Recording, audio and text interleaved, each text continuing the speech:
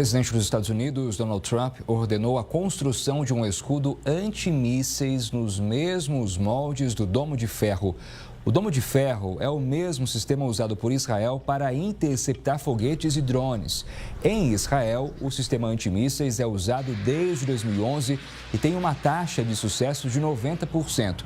Por isso, é considerado um dos sistemas de defesa mais eficientes do planeta. Para repercutir essa e outras notícias internacionais, nós convidamos o Vladimir Feijó, analista internacional, doutor em Direito Internacional e professor da Uniarnaldo. Feijó, boa tarde para você. Qual a intenção, dos Estados Unidos em querer ter o próprio Domo de Ferro? Bem, parte desse sistema já foi desenvolvido com os Estados Unidos e Israel e que fornece também partes desse sistema. E, John, tem uma satisfação estar contigo.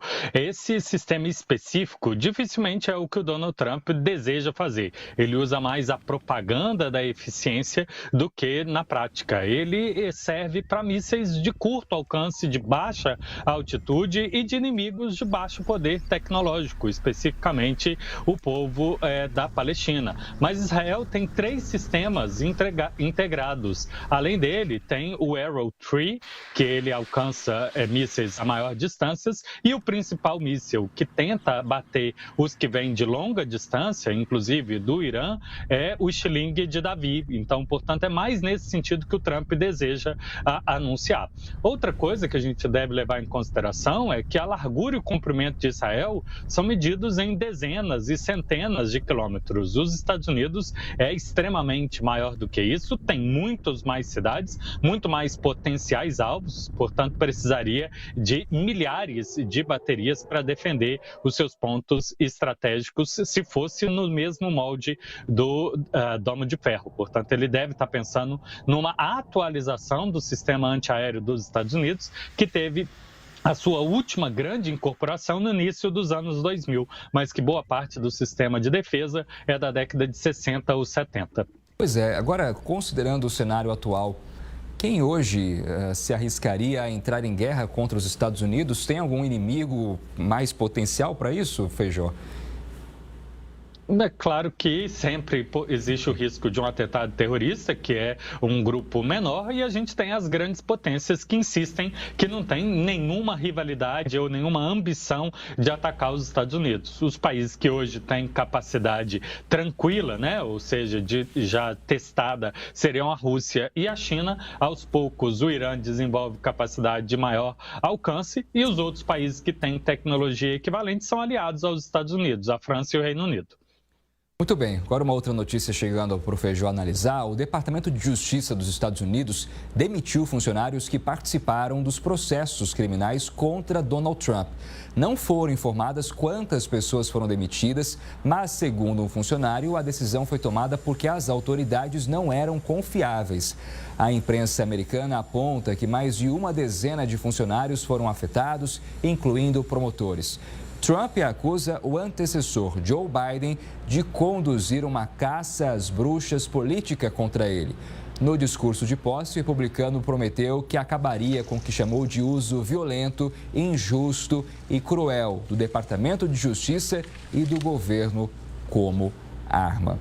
Diferentemente do Brasil, Feijó, Trump tem mais autonomia porque, por exemplo, no Brasil você não consegue demitir um funcionário público apenas pela troca de comando, a troca de presidência, a menos que sejam cargos estratégicos.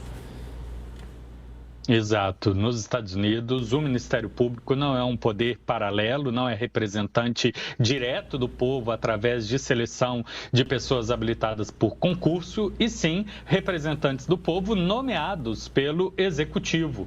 Portanto, o Ministério Público acaba que é um braço também do Poder Executivo. Dessa forma, o Trump, nos seus primeiros decretos presidenciais, consegue com facilidade substituir muitos dos que ocupam esses cargos responsáveis pela investigação e até a abertura de processo contra pessoas. No caso específico, trumpistas, aqueles que invadiram o Capitólio, todos eles de alguma forma estão sendo revisados, Ele concedeu perdão e também tirou essas pessoas que perseguiam, os membros do Ministério Público que iniciaram esses processos, e no seu lugar certamente colocará pessoas alinhadas a ele. Olha, o Google anunciou que vai alterar o nome do Golfo do México assim que a medida for adotada por órgãos oficiais do governo norte-americano. Segundo o comunicado, a região vai passar a aparecer como Golfo da América no Google Maps dos Estados Unidos. A mudança só vale para o território americano. Em países que ainda reconhecerem Golfo do México como nome oficial, não haverá alteração. Antes de tomar posse, Donald Trump afirmou que trocaria o nome da região por uma questão de justiça e porque Golfo da América é um nome, abre aspas, mais bonito, fecha aspas. No dia que assumiu o cargo, o presidente assinou uma ordem executiva para que houvesse a alteração. Feijó, a mudança de nome me parece mais uma política de governo do que de Estado, né? Algo que estava ali dentro do que Trump tenta passar de imagem de soberania dos Estados Unidos. Você acha que outros países vão fazer o mesmo e vão trocar ali o nome, principalmente nos livros didáticos?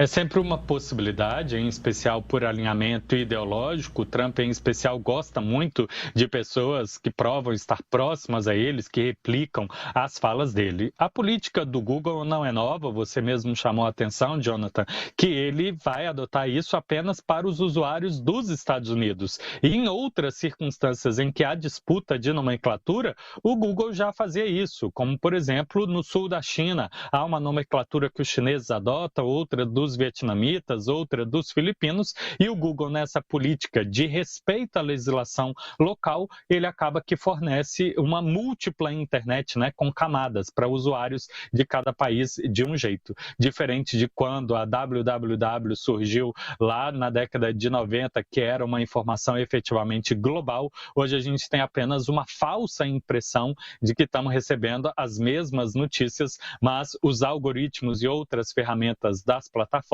fornecem informações diferenciadas para cada um e, claro, os governos tentam usar das suas ferramentas de soberania para pôr pressão a essas plataformas e auxiliar no seu sistema de ensino, portanto, de doutrinar as pessoas de acordo com a linha de raciocínio que o governo ou que o Estado deseja. Vladimir Feijó, muito obrigado pela sua participação mais uma vez com a gente aqui no Conexão Record News e até uma próxima. Boa tarde para você. Conte comigo sempre. Abraço, bom trabalho. Obrigado.